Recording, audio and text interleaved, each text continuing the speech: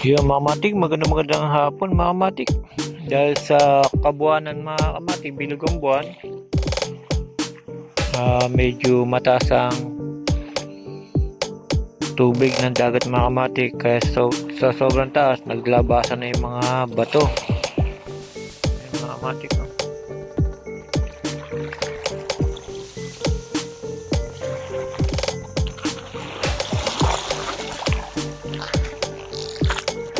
Yung mga kamatik, labasa yung mga bato mga kamatik dahil sa natatangay yung buhangin mga kamatik, kaya yung natitira mga bato na.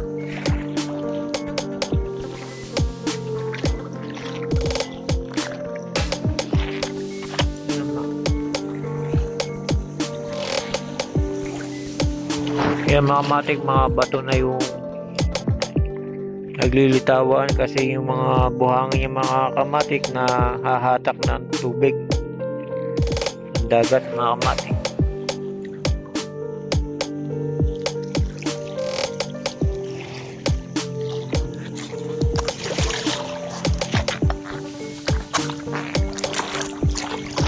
Yan mga kamatik, ang daming bato niyan.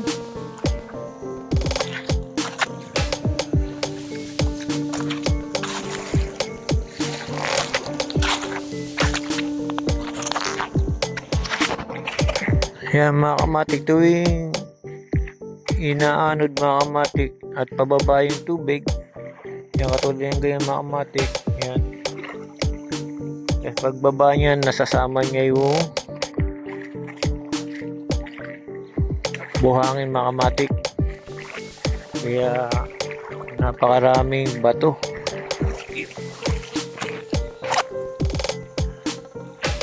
Yan mga kamatik, pwede.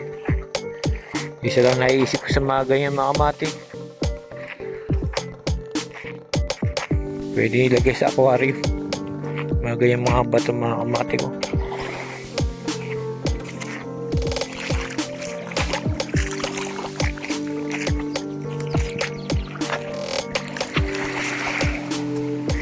Yung mga kamatik, nahihila yung buhangin pababa, natitira yung mga bato mga kamatik.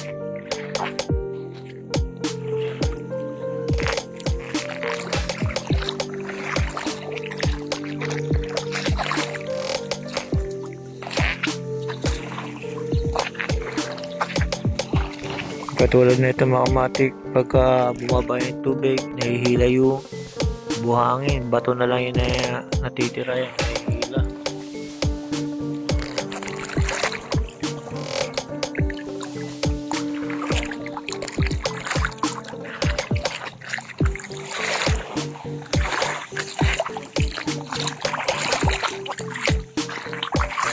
Yan ang nagsisilabasan ng mga bato na pwedeng panambak mga kamatik o pwede ilagay sa aquarium.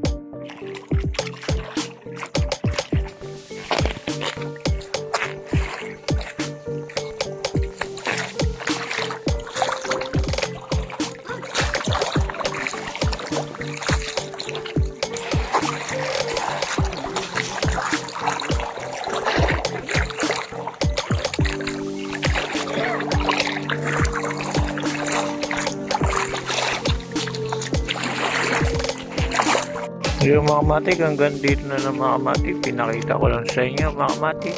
Itong mga bato, nagsisilot tawan dahil natatangay yung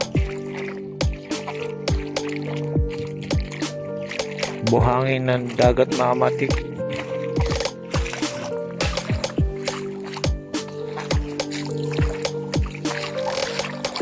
So, ngayon mga kamatik, malinaw. Ano oras pala mga kamatik? Alas 6 na. Yung mga kamatik, hanggang dito na lang. Salamat mga kamatik.